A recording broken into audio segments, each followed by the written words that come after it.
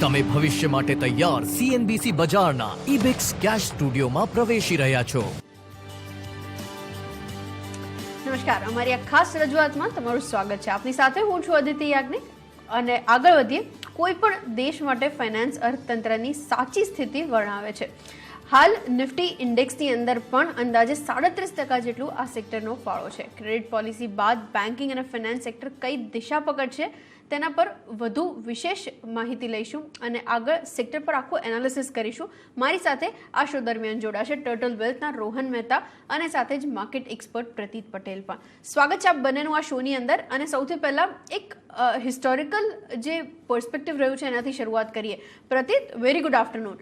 જે પ્રમાણે ફાઇનાન્શિયલ્સ તરફથી રિટર્ન્સ ડિલિવર થયા છે અને પાછલા 5 થી 6 વર્ષની વાત કરવા જઈએ તો મેસિવ ચેન્જીસ નું ટ્રાન્ઝિશનિંગ થયું છે. જે એનપીએસનું રેકગ્નિશન છે અને એ પછી અહીંયા આગળથી કોન્સ્ટન્ટ ઇમ્પ્રુવમેન્ટ આપણે વિટનેસ કરી રહ્યા છીએ. એક સ્નેપશોટ, તમે આ સેક્ટરને કેવી રીતે જુઓ છો, તમારું એનાલિસિસ શું કહે છે, એના એક ઓવરવ્યુથી શરૂઆત કરીએ. જી, ગુડ આફ્ટરનૂન. ચોક્કસથી જે લાઈનથી તમે શરૂઆત કરી કે કોઈ પણ ઇકોનોમી ને જાણવા માટે ફાઇનાન્શિયલ સેક્ટર મહત્વનું રહેતું હોય છે અને નોર્મલી ઇકોનોમીમાં જ્યારે પણ ગ્રોથ આવતો હોય છે એની પોઝિટિવ ઇમ્પેક્ટ અથવા તો ઇકોનોમી જ્યારે શ્રિંક થતી હોય છે ત્યારે એની નેગેટિવ ઇમ્પેક્ટ આપણને ફિનાન્સ સેક્ટર ઉપર જોવા મળતી હોય છે. તો આ એક બેરોમીટર છે કે જેનાથી આપણે ઇકોનોમી ને પણ સમજી શકીએ છીએ અને ઓવરઓલ ફાઇનાન્સ સેક્ટરમાં ઇકોનોમી સારું પરફોર્મ કરે છે તો એનો મેજર બેનિફિશિયરી પણ ફાઇનાન્સ સેક્ટર રહેતું હોય છે. તો ઓવરઓલ જોવા જઈએ તો જે રીતે આપણે વાત કરી છેલ્લા 5-7 વર્ષમાં ઇન્ડિયન ફિનાન્સ સેક્ટરમાં ઘણા બધા ચેન્જીસ થયા છે. ખાસ કરીને જે રીતે ન્યૂ બેન્કિંગ લોઝ આવ્યા, એનસીએલટી ને આ બધું ઇન્ટ્રોડ્યુસ થયું. ત્યારબાદ જોયું કે એક એનબીએફસી નો એક એરા રહ્યો હતો. એ એરામાં એનબીએફસીમાં શરૂઆતમાં ઘણા સારા રિટર્ન્સ બન્યા, પણ આઈએલએનએફએસ અને ડીએચએફએલ ના ક્રેશ બાદ જે રીતે એનબીએફસીમાં એક મેજર કન્સોલિડેશન જોવા મળ્યું. ત્યારબાદ કોવિડ જેવી સિચ્યુએશન કન્ટ્રીની સામે આવી, વર્લ્ડની સામે આવી અને એમાંથી જે રીતે ગ્લોબલ લેવલે સેન્ટ્રલ બેન્કોએ કામ કર્યું અને હવે જે રીતે ઓવરઓલ ગ્લોબલ અર્થતંત્ર આ બધી પરિસ્થિતિમાંથી બહાર નીકળી રહ્યું છે ત્યારે આવનાર સમયમાં બેન્કિંગ સેક્ટરનો અને એનબીએફસી ઓવરઓલ ફિનાન્સ સેક્ટરનો એક મહત્વનો ફાળો રહેશે. તો ઓવરઓલ આપણા દેશની વાત કરવા જઈએ તો છેલ્લા 3-4 ક્વાર્ટરમાં પણ આપણે જોયું કે જે રીતે એક ઇમ્પ્રુવમેન્ટ જોવા મળી રહ્યું છે. ખાસ કરીને પીએસયુ બેન્કો તરફથી પણ આપણે જોઈ રહ્યા છીએ કે જે લાંબા સમયથી લગાડ હતા અને હવે પીએસયુ બેન્કોના જે રીતના પરફોર્મન્સ આવી રહ્યા છે, મને લાગે છે કે જેમ જેમ ઇકોનોમી આગળ જતા ગ્રોથ કરશે તમને બેન્કિંગ સેક્ટરમાં એક એટ્રેક્ટિવ રિટર્ન્સ બનવાની પોસિબિલિટી પણ વધતી જોવા મળશે. અગ્રીડ, બિલકુલ. અને રિસન્ટલી તો આપણે આ સેક્ટરની અંદર ઘણા બધા આગળના એક્સટેન્શન્સ પણ જોયા છે. ઇન્સ્યોરન્સ પ્લેસની વાત કરી લો, એએમસીઝની વાત કરી લો કે પછી ન્યૂલી ઇમર્જિંગ ફિનટેક કંપનીઝની વાત કરી લો. બટ આખું જે ટ્રાન્ઝિશનિંગ આપણે જોઈ રહ્યા છીએ એને કેવી રીતના કેટર કરવું જોઈએ, હિસ્ટોરિકલી જે રીતના રિટર્ન્સ ડિલિવર થયા છે આ ઇન્ડેક્સ તરફથી એને કેવી રીતના આગળ પ્રોજેક્શન માટે યુઝ કરવું જોઈએ, આ બધા વિશે પણ વ્યૂ લઈ લઈએ. રોહન, તમને કેવી રીતના વેલ્યુએશન્સ દેખાય છે અને જે પોઈન્ટનું આપણે ડિસ્કશન કરી રહ્યા હતા અહીંયાથી ઘણા બધા નવા હોરાઇઝન્સ ઓપન અપ થયા છે, એને તમે કેવી રીતના કન્સિડર કરી રહ્યા છો? બેન્કિંગ તમે જોવા જાઓ આટલા વર્ષોથી આપણે જોઈએ છીએ કે as you told rightly that one of the biggest vindicator Indian economy માટે છે, કારણ કે પૈસા ફાઇનાન્શિયલ સિસ્ટમ્સથી જ તે ઇન્ડિયા આગળ વધશે અને બહુ વલ્નરેબલ સેક્ટર પણ છે. જ્યારે ગ્રોથ થાય ત્યારે હાઈએસ્ટ પરફોર્મિંગ પણ હોય છે અને જ્યારે ગ્રોથ નથી થતો ત્યારે હાઈએસ્ટ ડિસ્ટ્રક્શન પણ હોય છે because money is related to it. પણ આ વખતે બહુ સરપ્રાઇઝિંગ એ છે કે જ્યારે ગ્રોથ થયો ત્યારે બેન્કિંગ એટલો ગ્રોથ ના કર્યો. ઓવરઓલ ગ્રોથ ઘણી બધી પ્રાઇવેટ બેન્કિંગ્સે કરી લીધેલો હતો, ઘણી બધી બેન્કિંગ્સનો ગ્રોથ બાકી પણ હતો જે એટલો ન થયો જેટલો એક્સપેક્ટેડ હતો અને બેંક નિફ્ટી હેડ બીન લગાડ. એના બહુ બધા એરિયાઝ છે. એક સૌથી મોટો એરિયા 2 એરિયા પર છે. એક તો એ છે કે ધ ઇન્ટરેસ્ટ રેટનો જે ડિસ્ટ્રીબ્યુશન છે, જે રીતના ઇન્ટરેસ્ટ રેટનું યીલ્ડ ઘટતું જાય છે દિવસે દિવસે અને ત્યાં બહુ મોટી ઇમ્પેક્ટ આવતી જાય છે. તમે HDFC bank, Kotak bank, ICICI bank, એસબીઆઈની વાત કરો તો દિવસે the cost has been rising but the yields have been decreasing day by day. Profitability of course જ્યારે ગ્રોથ થાય ત્યારે પ્રોફિટેબિલિટી હાઈએસ્ટ લેવલ પર હોય છે. પણ અત્યાર લગીન કેવું હતું કે પૈસા જ્યારે આપણે જોતા હતા ને ત્યારે એક જ સ્ટ્રક્ચર હતો, એ છે બેન્કિંગ. તો બધા જતા હતા, લોન લેતા હતા અને એનો બિઝનેસ કરતા હતા. જે સ્ટાર્ટઅપ ઇકોસિસ્ટમ આવ્યું છે એ આખી ઇકોસિસ્ટમે બેન્કિંગને થોડું નમ્બ કરી દીધું છે. અને જે રીતના ફિનાન્શિયલ ટેકનોલોજીસ આવી છે, જેમ કે હું બહુ સિમ્પલ વસ્તુ તમને કહું, એ છે પેટીએમ. આજે ફોર એક્ઝામ્પલ પેટીએમ એવા લેવલ પર આવી રહી છે કે આજે ક્વેશ્ચન થઈ રહ્યો છે કે બેંક આજથી 5 વર્ષ પછી કન્સ્ટ્રક્શનમાં હશે કે નહીં, કે બ્રાન્ચીસ આપણે જોશે કે નહીં, બીકોઝ એટલું બધું યુએસની જેવી રીતના સિસ્ટમ થઈ ગઈ છે કે યુ ડોન્ટ નીડ, બધું જ એઆઈ લેવલ પર થઈ જશે. સો એક એ છે કે કરંટ બિઝનેસને પણ બહુ મોટો ઇફેક્ટ પડ્યો છે, બીકોઝ ડેટ લેવલ દિવસે દિવસે ઘટતી જાય છે, લોકોને ઓછું ડેટ જોવે છે, જેને ડેટ પૈસા જોવે છે એ સ્ટાર્ટઅપના સ્ટેક ડાયલ્યુશનથી જઈ રહ્યું છે. એટલે see the main business is what the main business is getting the fund from the investor as an FD અને then lending it. આ આખા બિઝનેસમાં ધીરે ધીરે yield ઘટતું જાય છે, બહુ મોટો ટ્રેજિક પોઈન્ટ છે. પણ of course you can't say that કે આ બિઝનેસ નહીં ચાલે. Of course there will be growth, but now you only have to see કે કઈ બેંક્સ તમને સ્ટ્રક્ચરલ મોટો ગ્રોથ આપી શકે છે. બીકોઝ આજે HDFC છે, હું તમને એક સિમ્પલ એક્ઝામ્પલ દઉં કે નિયરલી અબાઉટ ક્રેડિટ કાર્ડની એક્ઝામ્પલ દઉં કે બેંક્સમાં કાર્ડ્સની જગ્યા પર 10 મિલિયન કાર્ડ છે અને એક નવું સ્ટાર્ટઅપ આવે છે, એને ખાલી 1 વર્ષમાં 1 મિલિયન ક્રેડિટ કાર્ડ કરી નાખ્યા. સો જે રીતના આ એગ્રેસિવલી ફિનાન્શિયલ ટેકનોલોજી આવી રહી છે, ત્યાં આને વેલ્યુએશન મળવા બહુ ટફ થઈ જાય છે દિવસે દિવસે. So that is what my perspective is that I don't say that it is not a great investment, but you have to find some structure 1-2 banks કે જે કાલ સવારે 5 વર્ષ 6 વર્ષમાં એટલીસ્ટ સારો 20-25% ગ્રોથ આપી શકે છે. Okay, perfect. એક સિચ્યુએશન એ હતી કે આપણે કોવિડને રિલેટેડ મોરેટોરિયમ પીરિયડને લઈને જે અહીંયા આગળથી એન્ટિસિપેશન્સ બની રહ્યા હતા કે હટશે, ત્યારબાદ અહીંયા આગળથી એનપીએસની અંદર એક ધરખમ વધારો થશે.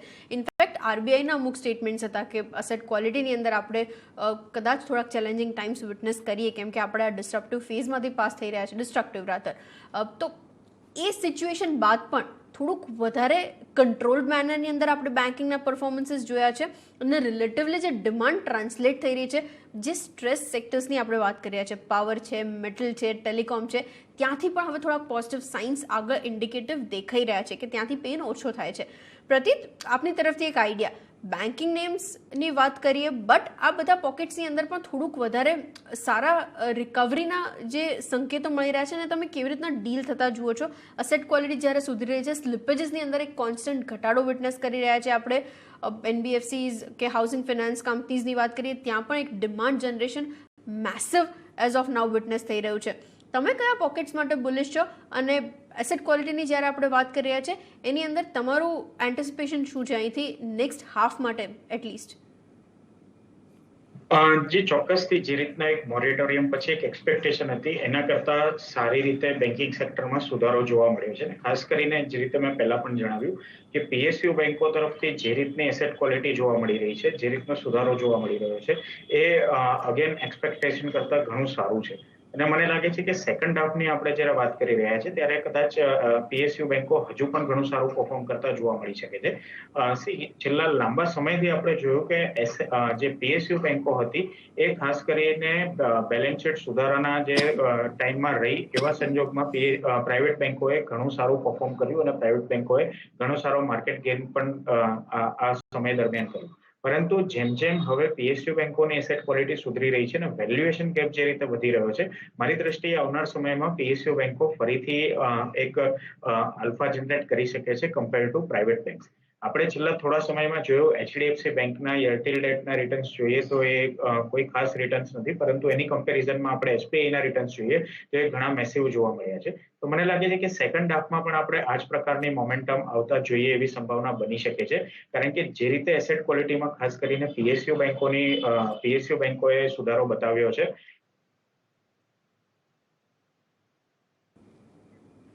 ઓકે, આપણે ફરીથી એક વખત કનેક્ટ કરવાનો ટ્રાય કરીશું પ્રતીતની સાથે અને આગળ એમની પાસેથી જાણીશું જે આ બધા પર્સપેક્ટિવ કેવી રીતના આગળ એક્સ્ટ્રાપોલેટ કરે છે ગ્રોથને થ્રસ્ટ આપવા માટે.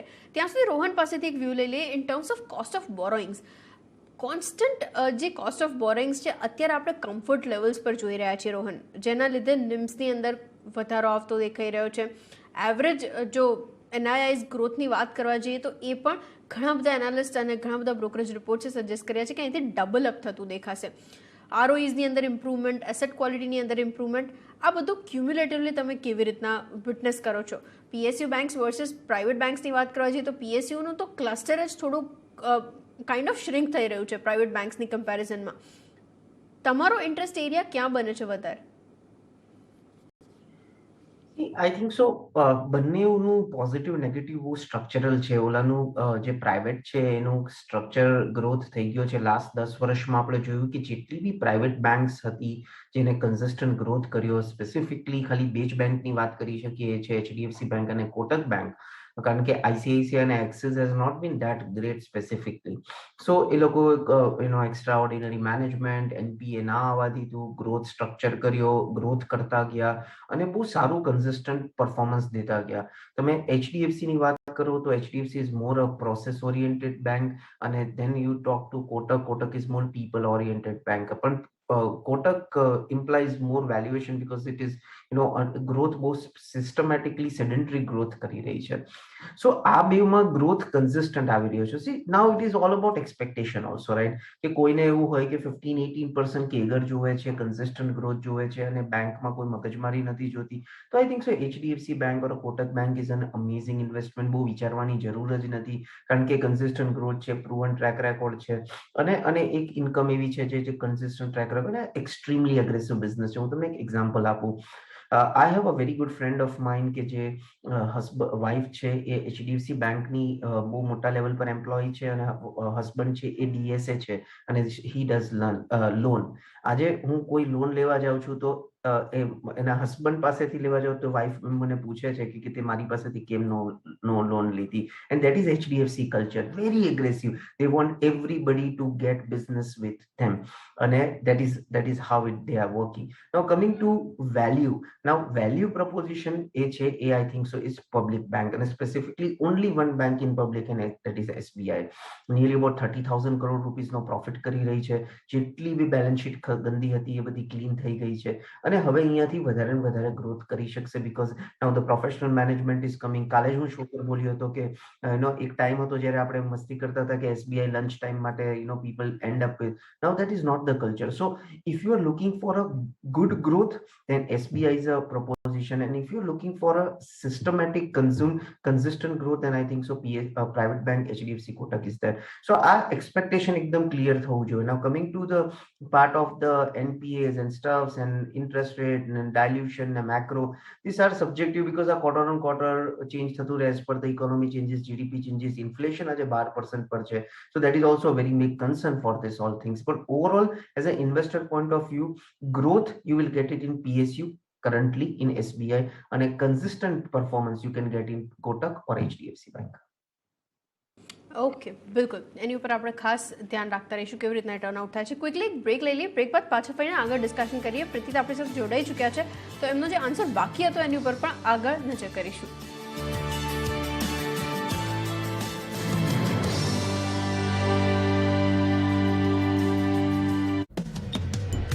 जिंदगी ब्राइट है, खोल के जी ले, हैप्पी ये दिल है फ्री, मस्त वाली ये हवा चली, दिल को है ठंडक मिली, हैप्पी ये दिल है फ्री. पॉलीकैब, कनेक्शन जिंदगी का. India Bulls Housing Finance announces a public issue of secured redeemable NCDs, offering coupon rate of up to 9.25% per annum, an additional incentive of 0.25% per annum. Issue is open for subscription. To subscribe, call on 012460798040. For risk factors and more details, refer to the shelf and tranche 1 prospectus available on the websites of SEBI, Stock Exchange Company and the lead managers. From a single store in 1955 in Mumbai has since evolved into a one-stop shop for all footwear needs. With 598 stores across over 136 cities. 66 years of Metro. Retailing a wide range of in-house brands and third-party brands, offering customers a seamless shopping experience online as well as offline. Metro Brands. खुल के जीने का बदल रहा है अंदाज max Bupa के नए अवतार के साथ. नीबा बूपा हेल्थ इंश्योरेंस. मैं कर रही हूँ जिंदगी को क्लेम, और आप? जिंदगी को क्लेम कर ले. બધી સારી દેખાઈ રહી છે યાર, કઈ ખરીદું? હા તો એ જ વાત થઈ. 4000 શેર લિસ્ટેડ છે, કયા ખરીદું? આ તો સૌથી સરળ છે. તને 5 પૈસા નથી ખબર? હવે તો સૌને ખબર છે. 5 પૈસા પર છે 4000 સ્ટોકનું રિસર્ચ, ટેકનિકલ ટૂલ્સ અને રોકાણ આઈડિયા. અત્યારે જ 5 પૈસા ડાઉનલોડ કરો. હવે તો સૌને ખબર છે 5 પૈસાની સાથે રોકાણ થયું સરળ અને લાભદાયક પણ. જામીનગીરી બજારમાં રોકાણ એ જોખમને આધીન છે. રોકાણ કરતા પહેલા સંબંધિત તમામ દસ્તાવેજો વાંચો.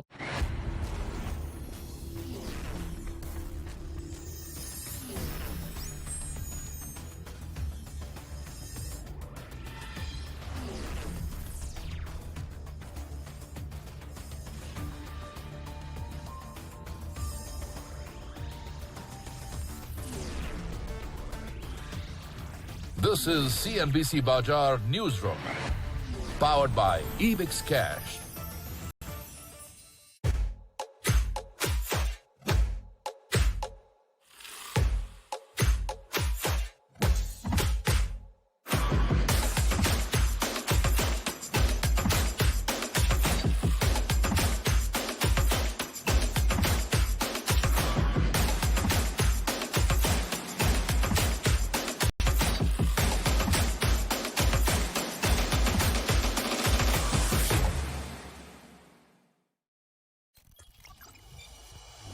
This is Network 18,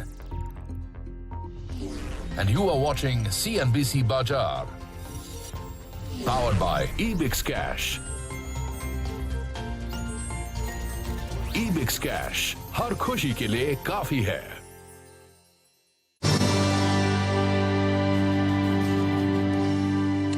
સ્વાગત છે આપનું કોઈ ફરીથી અને આગળ વધીએ. આપણી સાથે પ્રતીત અને સાથે જ રોહન બંને જોડાયેલા છે. ફાઇનાન્શિયલ સેક્ટરની ઉપર આપણે આજે ડિસ્કશન કરી રહ્યા છીએ. હિસ્ટોરિકલી પણ આપણે જે રિટર્ન્સ ડિલિવર થતા જોયા છે પાછલા 5 થી 10 વર્ષના ટાઈમ ફ્રેમમાં જુઓ, ફાઇનાન્શિયલ સર્વિસીસ તરફથી હાઈએસ્ટ રિટર્ન્સ હતા. પાછલા 2 કે 3 વર્ષ દરમિયાન પેરેલલ રિટર્ન્સ હતા નિફ્ટીની કમ્પેરિઝનમાં. એક આઈડિયા પ્રતીત આપણી સાથે ડિસ્કસ કરી રહ્યા હતા આની જ ઉપર. પ્રતીત, ગવર્મેન્ટ તરફથી કોન્સ્ટન્ટ જે ફંડ્સ હોય છે આમાં પુશિંગ કરવામાં આવે છે લિક્વિડિટીને ઇન્ટેક્ટ રાખવા માટે, અને પ્લસ રિસન્ટલી આપણે TLROs પણ ઘણા થતા જોયા છે અને પ્રોપર મેનરની અંદર ફેઝ આઉટ કરવા માટે. કેવી રીતના કન્સિડરેટ ગ્રોથ તમે વિટનેસ કરો છો અહીંયા? હું આગળ કન્વર્સેશન એ જ કરી રહી હતી. NIIs, NIMS આ બધાની અંદર નિયરલી ડબલ ગ્રોથ હોવાની શક્યતાઓ ઘણા બધા બ્રોકરેજ હાઉસીસ અહીંયા આગળથી કરી રહ્યા છે. તમારા મતે આને કેવી રીતે એક્સ્ટ્રાપોલેટ કરવું? જી ચોક્કસ છે અદિતિ. જે રીતે ખાસ કરીને કોવિડ સિચ્યુએશનને મેનેજ કરીને ત્યાંથી RBI પ્લસ ગવર્મેન્ટ બંનેનું જે કોમ્બિનેશન રહ્યું છે ને બંને સાથે મળીને જે રીતે કામ કર્યું છે, એક ફેન્ટાસ્ટિક કામ જોવા મળ્યું છે. મેન્યુફેક્ચરિંગ સેક્ટર ઘણા સમયથી જે ખરાબ ફેઝમાં હતો ત્યાં આપણને એક સારો ગ્રોથ જોવા મળી રહ્યો છે. અને જે રીતના નંબર્સ, જે રીતના પ્રોજેક્શન આવી રહ્યા છે, ક્લિયર કટ ઇન્ડિકેટ કરે છે કે આવનાર સમયમાં ઇકોનોમીમાં સારો ગ્રોથ જોવા મળી શકે છે. જેમ જેમ ગ્રોથ આગળ વધતો જશે એમ તમને લેન્ડિંગ ડિમાન્ડ પણ આવતી જોવા મળશે ને એ લેન્ડિંગ ડિમાન્ડની સાથે સાથે આ બેંકોને ફરીથી એનો એક મેજર બેનિફિટ થતો જોવા મળશે. ઓવરઓલ અત્યારની સિચ્યુએશનમાં જોવા જઈએ તો મોટાભાગની બેંકો વેલ કેપિટલાઇઝ છે અને આવનાર સમયમાં જે ડિમાન્ડ ઊભી થશે એને પહોંચી વળવા માટે પણ સક્ષમ લાગી રહી છે. મારી દ્રષ્ટિએ ઇવન નેક્સ્ટ 6 મંથમાં પણ આપણે જોઈએ તો ઘણો સારો એક લોન ગ્રોથ જોવા મળી શકે છે. અને ખાસ કરીને મોટાભાગની બેંકોએ જે રિટેલ તરફ ફોકસ કર્યું છે, આપણે જોયું કે આ ફેસ્ટિવલ સિઝનમાં ક્રેડિટ કાર્ડ સ્પેન્ડિંગ હોય એ રેકોર્ડ લેવલે ગયું છે, ઓનલાઈન શોપિંગ હોય ત્યાં આપણને સારો ગ્રોથ જોવા મળ્યો છે. તો આ બધી વસ્તુઓને કારણે જે રિટેલ સ્પેન્ડિંગ છે ત્યાં પણ મોટાભાગની બેંકોએ જે ફોકસ કર્યું છે ત્યાંથી પણ એમને એક સારો એવો ફાયદો થતો જોવા મળે છે. હાઉસિંગ ફિનાન્સ સેક્ટર અગેન આ એક એવું સેક્ટર હતું કે જ્યાં લાંબા સમય સુધી NBFC એ ખૂબ જ સારો ગ્રોથ બતાવ્યો હતો, પરંતુ પાછલા 5 વર્ષોમાં PSU as well as private બેંકોએ પણ આનો એક બેનિફિટ લીધો છે. અને હાઉસિંગ ફિનાન્સ સેક્ટરમાં પણ જે રીતે લેન્ડિંગ ગ્રોથ વધી રહ્યો છે, મને લાગે છે કે અહીંયાથી પણ આવનાર સમયમાં એક અગેન સારો એવો પોઝિટિવ ગ્રોથ આપણને બેંકોમાં આવતો જોવા મળી છે. પરફેક્ટ. અને એને રિલેટેડ પિક્સ કઈ તમારી બની રહી છે? જે પિક્સની વાત કરીએ અદિતિ, તો મને લાગે છે કે જે રીતે મેં શરૂઆતમાં પણ જણાવ્યું કે શોર્ટ ટુ મીડિયમ ટર્મમાં PSU બેંકો પ્રાઇવેટ બેંકોને સરપાસ કરીને સારા રિટર્ન્સ આપે એવી સંભાવના લાગી રહી છે. તો આવા સંજોગમાં સૌથી પહેલી પિક છે મારી સ્ટેટ બેંક ઓફ ઇન્ડિયા. મને લાગે છે કે જે રીતના સેકન્ડ ક્વાર્ટરના નંબર આવ્યા છે, સેકન્ડ હાફમાં આપણે નંબર્સ જોઈશું તો એમાં મેસિવ ઇમ્પ્રુવમેન્ટ અહીંયાથી પણ જોવા મળી શકે છે. જે રીતે નવા સ્લીપેજીસ ઘટી રહ્યા છે, રિકવરીઝ વધી રહી છે, એનપીએસ કંટ્રોલમાં છે અને સતત નીચે આવી રહી છે. એક હાઈએસ્ટ એવર પ્રોફિટ આ વર્ષે એટલે કે FY22 માં બેંક તરફથી જનરેટ થતો જોવા મળી શકે છે. સાથે બેંકની જે સબસિડરીઝ છે એ પણ ઘણું સારું પરફોર્મ કરી રહી છે, ચાહે એસબીઆઈ કાર્ડ હોય, એસબીઆઈ મ્યુચ્યુઅલ ફંડ હોય, એસબીઆઈ લાઈફ ઇન્સ્યોરન્સ હોય. તો આ અગેન અહીંયાથી પણ એક બેંકને સારો એવો બેનિફિટ અધર ઇન્કમ રૂપે મળી રહ્યો છે. તો મારી દ્રષ્ટિએ સ્ટેટ બેંક ઓફ ઇન્ડિયા આ કરેક્શનમાં સારો એવો કરેક્ટ પણ થયો છે અને આ લેવલથી જોવા જઈએ તો મને લાગે છે કે અગેન સેકન્ડ હાફ એટલે કે માર્ચ થી જૂનની વચ્ચેની વાત કરવા જઈએ આપણે FY22 એન્ડની, તો ત્યાં સુધીમાં તમને અહીંયા 600 રૂપિયા સુધીના લેવલ્સ જોવા મળે એવી સંભાવના લાગી રહી છે. અને અગેન સેકન્ડ સ્ટોક પણ જે મને પસંદ આવી રહ્યો છે એ પણ અગેન PSU બેંકમાંથી જ છે ને, એનું નામ છે કેનેરા બેંક. કેનેરા બેંકે પાછલા સમયમાં ખાસ કરીને જોવા જઈએ તો સારી એવી કેપિટલ પણ રેઝ કરી છે QIP થ્રુ, અને બેંક પાસે આવનાર સમયમાં જે લોન ગ્રોથની એક્સપેક્ટેશન છે એને પહોંચી વળવા માટે બેંક વેલ કેપિટલાઇઝ છે. મારી દ્રષ્ટિએ અગેન આ સ્ટોક પણ સારા એવા કરેક્શનમાં નીચે આવ્યો છે અને 215 ની આસપાસ અવેલેબલ છે. આ સ્ટોકમાં પણ અગેન અહીંયાથી 3 મહિનાનો હોરાઇઝન હોય તો 300 સુધીના લેવલ્સ આ સ્ટોકમાં પણ આપણને જોવા મળે છે. ઓકે, રોહન તરફથી તો આપણે પિક્સ ઓલરેડી ડિસ્કશનમાં બી જોઈ છે, બટ સ્ટીલ રોહન આપની તરફથી કઈ પિક્સ છે? ઓફકોર્સ SBI જેમ મારા કો એનાલિસ્ટે કીધું is extremely perfectly and bingo on two that કે જે રીતના ગ્રોથ થઈ રહી છે ઓલરેડી મારી વાત થઈ ગઈ. પણ એક વધારે પિક હું એડિશન કરી શકીશ એ છે ICICI bank. ICICI bank same private બેંકમાં જે SBI ની હાલત છે સેમ જ એ સ્ટ્રક્ચરથી નીકળી રહી છે.